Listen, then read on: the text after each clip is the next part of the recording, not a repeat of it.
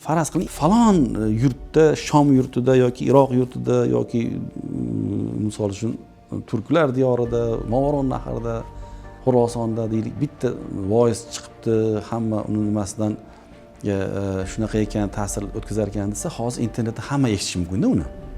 Butun dunyo eshitishi mumkin. Shuning uchun ularni sharoitlari qanaqa holatda, ular o'zi kim, ishonchli qissalarni gapirdimi, boshqa qildimi, u masalani juda ko'p jihatlari bor, e'tiborga olinadigan.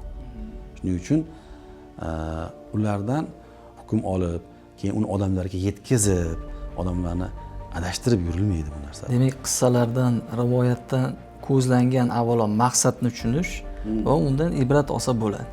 Hukm olib, fatvo olib, o'sha boshqalarga ham uni targ'ib qilishi bu xatoga olib kelishi mumkin. Internetda notiqlar ham xuddi shunday bo'ladi-da.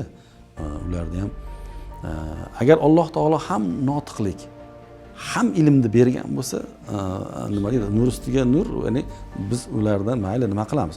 Tanisak, bilsak ilmiga ana qilamiz. Lekin ko'pincha o'zi bu bor narsa, qarangda, mana ilm bor. Ilmni ko'p nozik jihatlarni biluvchilar bor.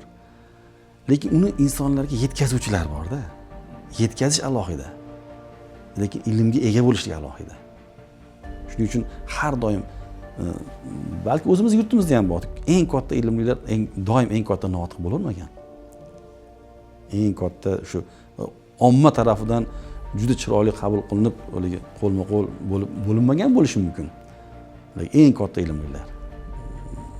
Shuning uchun biz buni hammani o'zini o'rni va vazifasini bilishimiz kerak-da.